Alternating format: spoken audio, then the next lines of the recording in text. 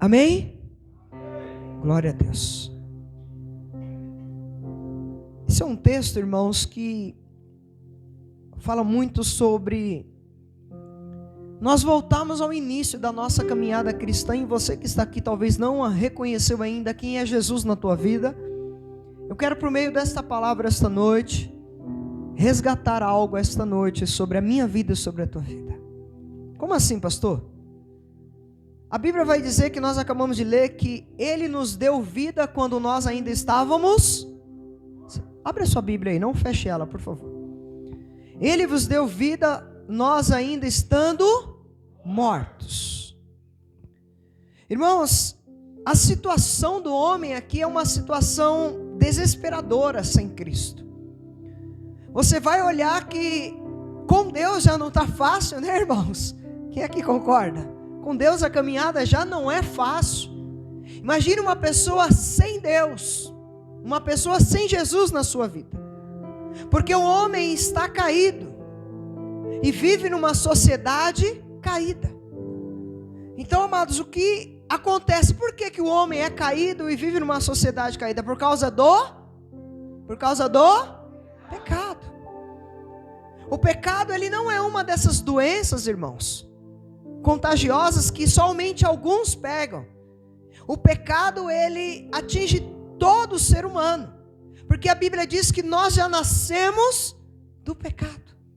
Então não tem como só algumas pessoas pegarem essa doença contagiosa e outras não, porque desde a queda dos nossos pais, nós já herdamos isso, nós já nascemos contaminados com essa doença. Por isso que o homem, ele vive uma situação desesperadora. Você pode ver que o homem sem Deus, facilmente ele cai em depressão. Ah, pastor, o senhor está querendo dizer que um crente não vive em depressão? Vive, ele passa por isso, mas a probabilidade é menor. Porque um homem sem Deus é como um controle sem uma pilha, é como um teclado que não sai som, é como um carro que não anda. Um homem sem Deus, ele não tem um propósito. Ele não consegue saber o porquê que ele acorda de manhã, porquê que ele trabalha durante o dia, porquê que ele deita para descansar à noite. Ele apenas vegeta. Ele fica falando, eu vou viver um dia de cada vez, e tanto faz, tanto fez. Porque, irmãos, a Bíblia vai nos dizer nesse versículo 1 que o homem está morto. Olha só, vamos lá. E Ele vos deu vida estando vós mortos nos vossos delitos e pecados. A palavra aqui não está dizendo que este homem... pastor, mas eu conheço muitas pessoas que fazem coisas boas, que praticam boas obras. Ele não está falando que nós estamos mortos para isso. Ele está falando aqui de uma morte espiritual. Porque nós sabemos, tem muitas pessoas que não conhecem a Deus e moralmente são boas. São bons patrões, são bons maridos, boas esposas, bons filhos. Porque o que ele está falando aqui não tem nada a ver com a vida moral, mas está falando, irmãos, de uma vida espiritualmente, de conhecer a Deus. A Bíblia vai dizer em Atos que até os bárbaros, para quem aqui já assistiu o filme dos bárbaros, são pessoas muito ruins, mas elas podem ser boas nas suas atitudes. Mas o que Paulo está dizendo aqui, quando ele está falando assim, mortos nas vossas transgressões e nos vossos pecados, ele está falando de uma morte espiritual. Porque antes de Cristo, eu e você estávamos vivos para o quê? Para o pecado, e mortos para Deus. Quantas pessoas vieram falar de Jesus para nós e entrava aqui e saía aqui? Quantas vezes nós fomos para a igreja, ouvimos a palavra e saímos do mesmo jeito? Porque ainda não tivemos um encontro verdadeiro com Cristo. Porque o homem carnal é incapaz de entender as coisas espirituais. E por isso que eu preciso trazer essa palavra aqui, talvez pastoral, para a tua vida. Porque ele não possui uma vida espiritual e nem pode fazer nada que possa agradar a Deus. Você pode perceber que as pessoas que não conhecem a Deus, elas conseguem até agradar as pessoas, mas elas não conseguem agradar a Deus. Porque o homem natural só conhece as coisas naturais, mas o homem espiritual conhece as coisas espirituais.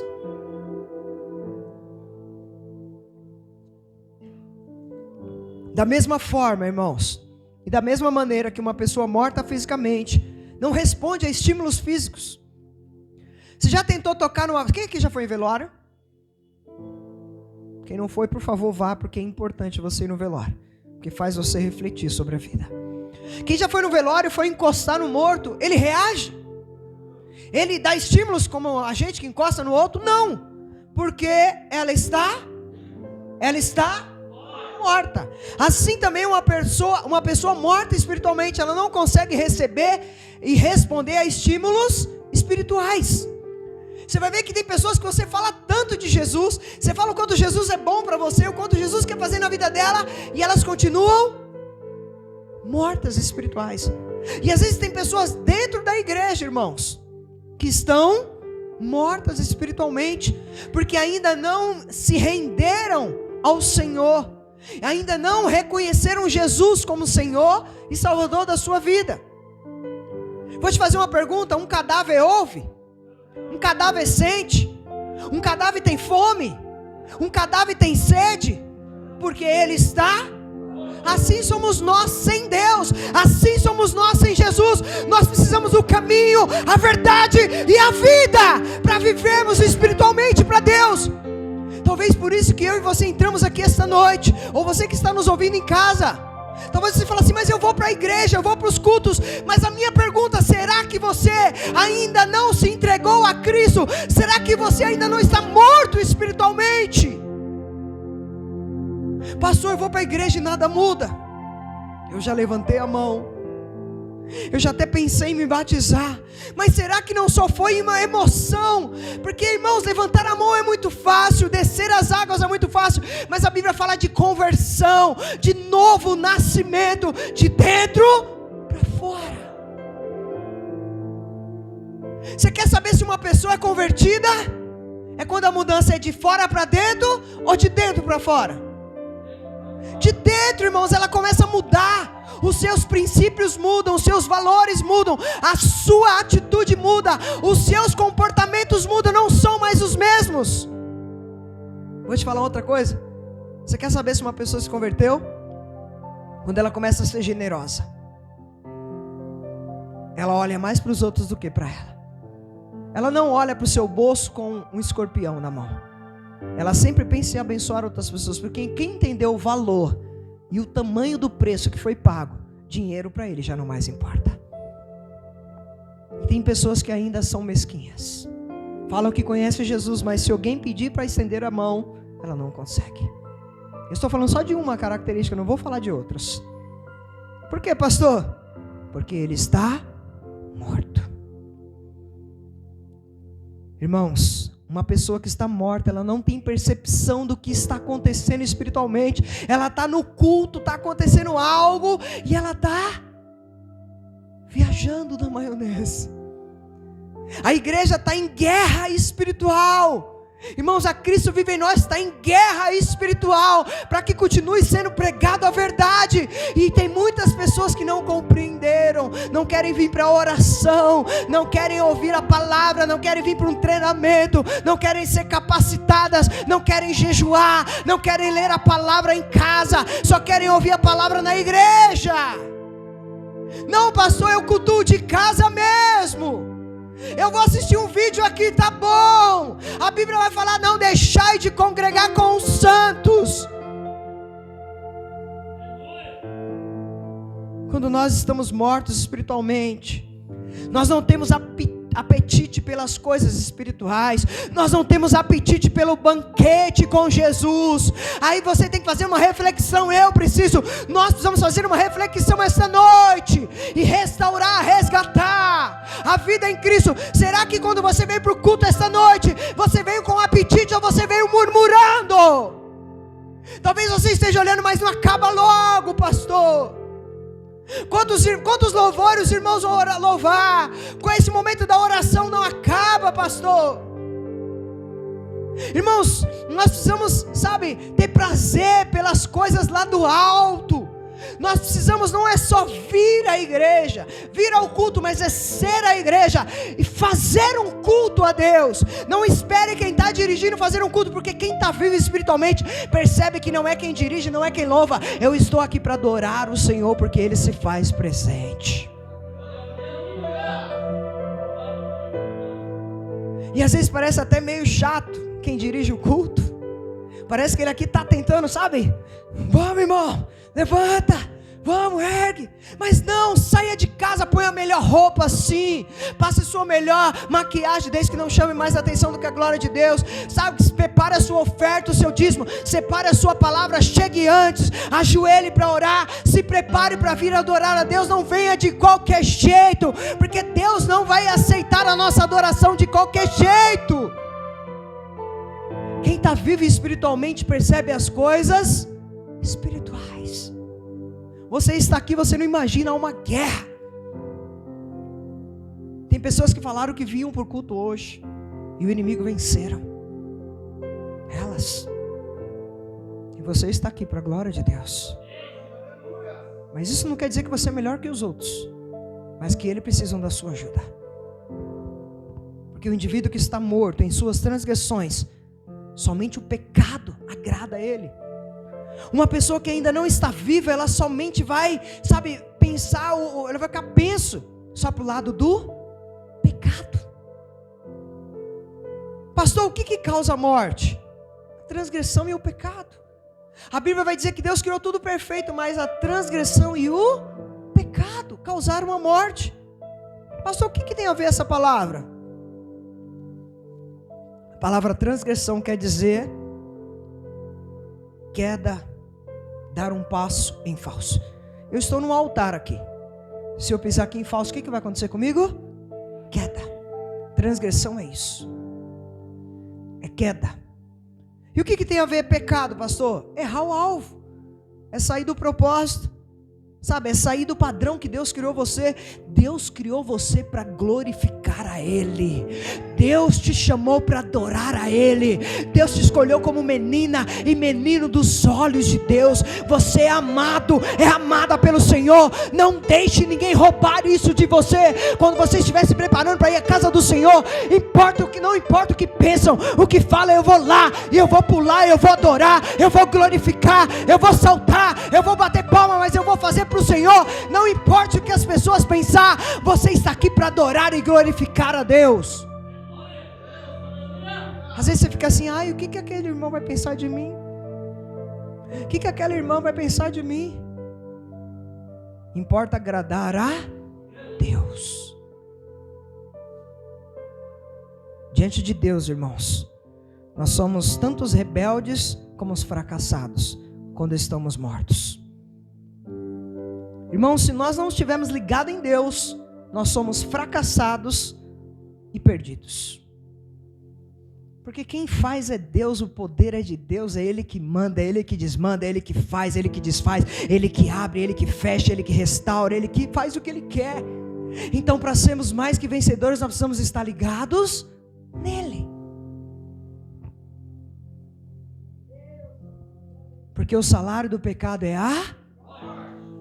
mas o dom gratuito de Deus para nós é a vida eterna, irmãos.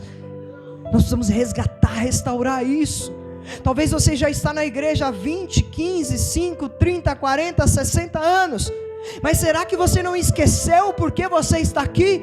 Porque você estava morto e hoje Deus te deu vida juntamente com Cristo. Será que isso não fez você esfriar na caminhada? Será que isso não fez você estar aqui somente por um hobby, ou para agradar as pessoas, ou porque talvez você não tem nada para fazer em casa? Da mesma forma que a morte separa o corpo da alma, a morte espiritual separa o homem de Deus. Irmãos, quando um homem morre, o que acontece? Ali está só o corpo. A mesma coisa quando nós estamos mortos espiritualmente, nós estamos separados de Deus.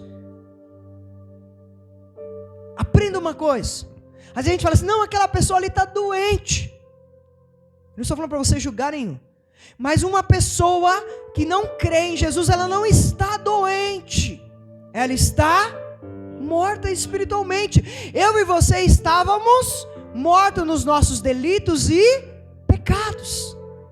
Não é o pastor que está falando, não estou aqui julgando, é a palavra, que sem Jesus nós estávamos mortos, mas eu e você hoje estamos vivos para a glória de Deus, não é isso?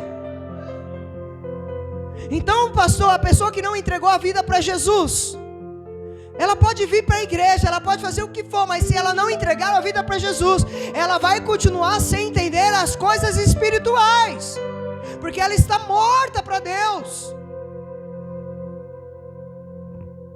Então, pastor, o que ela precisa? De uma reforma? Não, ela precisa de salvação de Jesus. Talvez hoje eu não tenha muito glória a Deus. Irmãos, nós precisamos nascer de novo. Todos os dias. O que eu vejo, irmãos, e eu imagino, quem aqui gosta, eu não gosto muito de assistir, mas já vi, é The Walking Dead, né? Já falei isso outras vezes. Eu vejo o mundo dessa forma, cheio de pessoas vivas, mas como zumbis, mortas, porque elas não conseguem ser gratas a Deus, porque só é grata a Deus quem entende o tamanho e o valor que foi pago lá na cruz. Então por isso que elas estão vivas, mas ao mesmo tempo estão mortas. Pastor, então o que eu faço? A minha pergunta é, como que está a nossa vida essa noite? Como que você passou daquelas portas para cá? Pastor, mas eu estou na igreja, eu venho para os cultos, sabe, eu sou membro desta igreja. Eu não estou falando disso. Eu estou falando, sabe, de anseiar as coisas de Deus, sabe, de anseiar o culto da terça-feira de oração, da quinta-feira, do domingo, sabe, de anseiar estar, sabe, no horário para adorar a Deus, de anseiar, sabe, os momentos de oração, de anseiar ler a palavra, irmãos, porque a gente está vivendo uma vida tão cotidiana, tão corrida, que o último que sobra tempo é para Deus. Aí nós queremos o melhor de Deus. Senhor, eu quero a melhor porta de emprego, eu quero o melhor carro, eu quero a melhor casa, eu quero as melhores roupas. Mas a pergunta de Deus para mim e para você esta noite: o que nós temos entregado para o Senhor? Segunda coisa que nós aprendemos aqui, versículo 2 e 3. O homem é desobediente, irmãos, nos quais andaste outrora, segundo o curso deste mundo, segundo o príncipe da potestade do ar, do espírito que agora atua nos filhos da desobediência. Nós éramos filhos da... E quem não está em Cristo é filho da desobediência. Irmãos, aprenda uma coisa, eu quero que você olhe para mim. Há 3 forças que levam o homem a essa desobediência. Primeira delas, o mundo. Segunda delas, o diabo. E a terceira, a carne. Mostra para mim, pastor, o mundo. O que é o mundo, irmãos? É esse sistema que nos pressiona a fazer tudo, que vai contra os princípios de Deus. Você pode prestar atenção que todo momento o mundo está tentando te forçar a pecar contra o Senhor, a não colocar o Senhor como o primeiro lugar na sua vida, porque o sistema faz isso, porque o mundo jaz no... Então quer dizer que quem comanda o mundo é o maligno. Então esse sistema vai fazer com que você se conforme sim com este mundo, mas Romanos 12:2 vai dizer: não vos conformeis com esse século, mas transformai-vos pela renovação da vossa mente, para que experimenteis qual seja a boa, perfeita e agradável vontade de... Então, para mim experimentar a boa, perfeita vontade de Deus, eu tenho que agradar o mundo ou agradar a Deus? Me conformar com esse século ou pensar no século vindouro? Vindouro. Porque o mundo faz isso. Eu vou ler um outro texto. 1 João 2,15. Não ameis o mundo, e nem as coisas que há no mundo. Se alguém amar o mundo, o amor do Pai não está nele. Porque tudo que há no mundo, a concupiscência da carne, a concupiscência dos olhos e a soberba da vida, não procede do Pai, mas procede do mundo. Ora, o mundo passa, bem como a sua concupiscências. Aquele, porém, que faz a vontade de Deus permanece eternamente. Aprenda isso. Se eu amo o mundo, eu sou inimigo de Deus. Onde está isso, pastor? Tiago 4,4. Infiéis, não compreendeis que a amizade do mundo é inimizade de Deus? Aquele, pois, que quiser ser amigo do mundo, constitui-se inimigo de Deus. Eu preciso pregar isso para você, restaurar o porquê que você está vivo em Cristo hoje. Porque talvez em algum momento da caminhada, eu e você nos esquecemos. Nós estávamos mortos, nós éramos desobedientes. Se você tentar ser amigo do mundo, você vai perder. Aquele que quiser ganhar a sua vida aqui, vai perder a sua vida lá. Mas aquele que perder a sua vida aqui por amor do nome do Senhor, vai ganhar a sua vida lá. Aí eu faço uma pergunta: de que adianta você ganhar o mundo inteiro e perder a sua alma? Pense numa coisa. Tem a irmã Maria aqui, está com acho que 90, não é isso? Você pode viver 80, 90, 100 ou no máximo aí 120. Aqui é passageiro. 120 passa, ó, assim. Mas lá será a eternidade. E aí há uma pergunta: aonde eu quero viver a minha eternidade? Na glória ou no lago de enxofre? Pastor, mas essa palavra é pesada. Não, é que não se prega mais isso quase. Não é pesada, é a Bíblia. Presta atenção. O que seria isso, pastor? Irmãos, nós temos que acordar, despertar para o que está acontecendo nas redes sociais, para o que está acontecendo na nossa casa, para o que está acontecendo na igreja do Senhor, para o que está acontecendo no local de trabalho, para o que está acontecendo ao nosso redor, na nossa vizinhança, porque tudo vai contra, a ação vai contra a vontade de Deus. Então não tente agradar o mundo, que você vai se arrepender.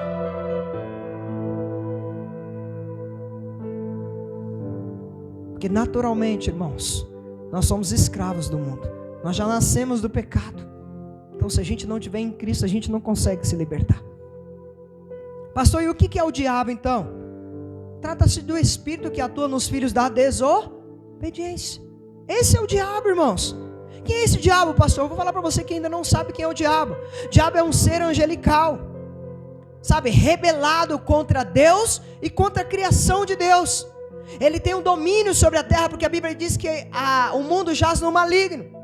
Quem é esse diabo, pastor? É o príncipe do mal. Não existe possibilidade no diabo de ser ou fazer o bem. Acorde! O diabo veio para roubar, matar e destruir. Nele não há coisa boa. Pastor, o que mais? Ele é um general sanguíneo, maldoso. Ele controla um grande exército, uma terça parte caiu junto com ele, e trabalha junto com ele para que você caia também, para que você desobedeça a Deus também, para que eu também, porque eu me encaixo nisso, irmãos. Irmãos, o diabo é o patrão dos desobedientes. Está falando, nós lemos aqui, que atua nos filhos da desobediência. Sabe, ele deseja que assim como ele caiu, eu e você também. Não é isso o desejo do diabo? Então não dê brecha para o inimigo. Irmãos, ele tentou Eva no Éden com a mentira e levou os nossos pais a caírem. Pastor, o que o diabo usa? Presta atenção, irmão, toma muito cuidado. Você que veio aqui esta noite, Deus está querendo falar com você. Primeira coisa, o dinheiro. O diabo vai sempre usar o dinheiro para corromper a mim e a você. Uma outra coisa, o prestígio. Sabe, os elogios. Pô, o pastor não me elogia, o irmão não me elogia. Isso faz a gente cair. Uma outra coisa, a religião também é uma das setas do diabo. Porque Jesus não veio para pregar religião. Nós não estamos aqui pregando religião. Jesus não é uma religião.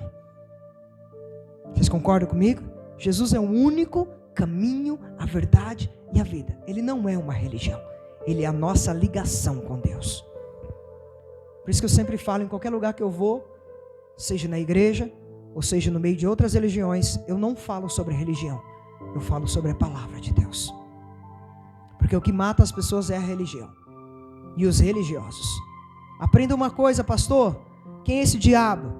O diabo é um inimigo invisível, mas ele é real. Ele está ao nosso redor agora, doidinho para nos devorar, irmãos. Doidinho para devorar o teu casamento, a tua casa, a tua família. Doidinho para que essa igreja caia numa heresia, para que comece a pregar coisas erradas. Ele não dorme, ele não tira férias. Ele é violento como um dragão.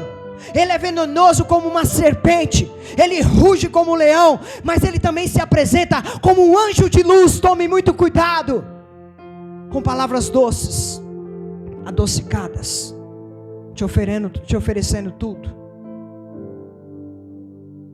Só que eu tenho algo para te dizer. Ele já foi derrotado no Calvário. Ele está debaixo dos pés de Jesus e dos nossos, irmãos, porque em Cristo eu e você somos mais que vencedores. Nenhuma arma, nenhuma cilada pode contra as nossas vidas, amados. E a carne, pastor? A carne não é o nosso corpo, não, irmãos. Às vezes a gente acha que o que é carne? Isso aqui não. É os nossos desejos, as nossas vontades, sabe? É a nossa natureza caída, porque nós nascemos do pecado. Então, irmãos, em Salmos 51, versículo 5 vai dizer assim, ó: eu nasci na iniquidade, e em pecado me concebeu a minha mãe. Nós já nascemos do pecado. Salmo 58, 3: desviam-se os ímpios desde a sua concepção, nascem e já se desencaminham proferindo mentiras. Nós já nascemos, sabe, com uma queda. Então, irmãos, essa carne aqui está falando do desejo que tenta controlar, irmãos, a nossa mente, o nosso corpo para pecar. São as 3 armas que o diabo usa contra nós. São 3 forças que vai sempre perdurar para que a gente venha cair. Por quê, pastor? Porque há um impulso dentro de nós, irmãos, para fazer o mal.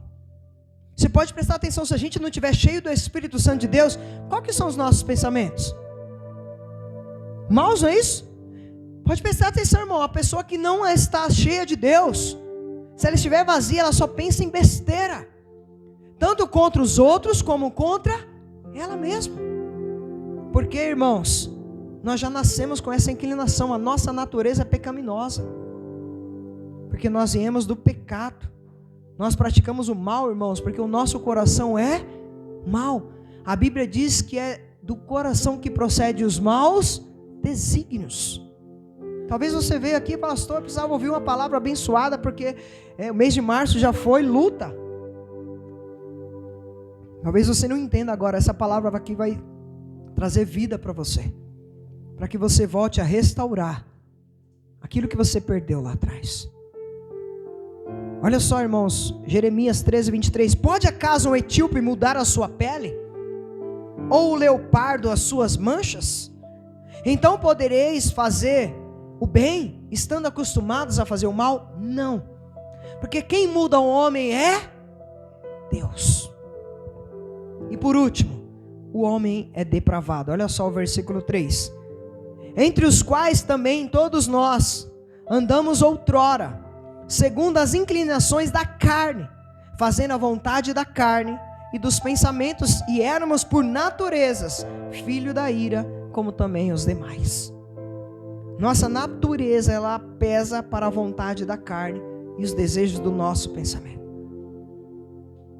As nossas ações são pecaminosas, porque os nossos desejos são pecaminosos. Quem aqui gosta de uma gordurinha aqui? Só levanta a mão para mim, por favor.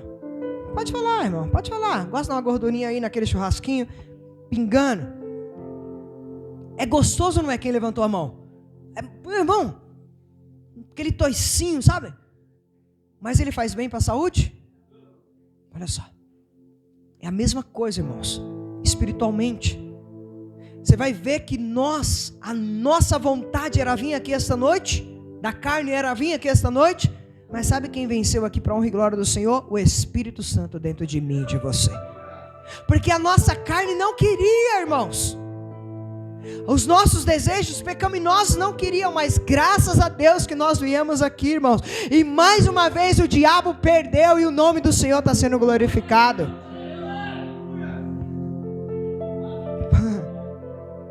Porque, irmãos, todas as áreas da nossa vida foram destruídas com o pecado. A razão quanto à emoção.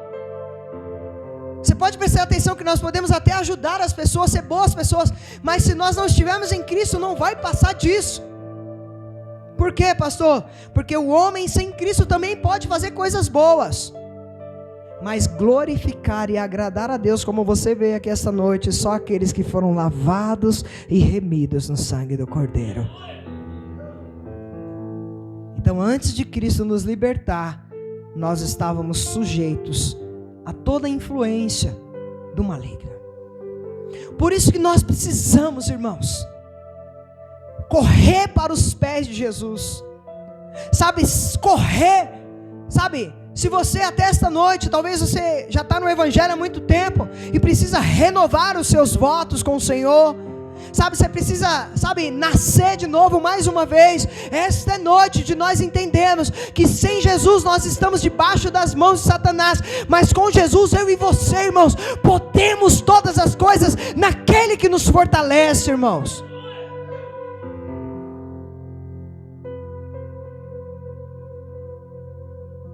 A pior coisa não é ser pobre.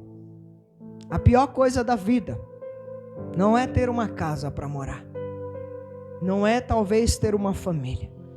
A pior coisa do ser humano é não ter Deus. É não reconhecer Jesus como o caminho, a verdade e a vida. Eu falei isso muitas das vezes, mas preciso repetir. Eu conheço muitas pessoas que trabalharem na área da saúde, que elas ganham 20, 30 mil reais por mês. Mas você olha para elas, há só uma tristeza nos seus olhares. Elas não têm paz. Elas não conseguem dormir. Elas vivem à base de medicação a todo momento. Estão em pânico, porque não entenderam que a verdadeira felicidade está em Jesus. A verdadeira felicidade de um casamento está em ter mesa farta, carro para passear todo final de semana, dinheiro para comprar pizza toda noite. A felicidade de um casal é quando Jesus é o centro dele. A felicidade de uma família não é quando ela vai para cinema, parques, viagens luxuosas. É quando ela se reúne na mesa e tem motivos para agradecer a Jesus. A felicidade nossa esta noite é de estar na presença do Senhor, de estar diante da mesa farta do Senhor, que Ele tem para nós. Não sei porque, irmão, estava orando, era uma outra palavra de novo, e o Senhor me incomodou para pregar sobre Efésios capítulo 2. Diante disso eu quero pedir que todos, ao chegarem em casa, e essa semana, anotem para mim, leia o capítulo 2 de Efésios inteiro, 1 e o 2. E anotem tudo que vocês conseguirem, que Deus fale com vocês. A gente ter um momento de comunhão depois. Porque ao ler Efésios de novo, irmãos, me deu uma vontade de servir melhor. Porque muitas das vezes nós esquecemos que nós estávamos mortos. Às vezes a gente está tanto tempo na presença de Deus, que sabe o que a gente faz? Deu a hora do culto. Tomei meu banho, pego minha Bíblia e ó, saio correndo, entro, sento, adoro, vou embora. Mas a gente esqueceu o tamanho do preço que foi pago lá naquela cruz. Preço de sangue. Se coloca de pé, por favor, em nome de Jesus.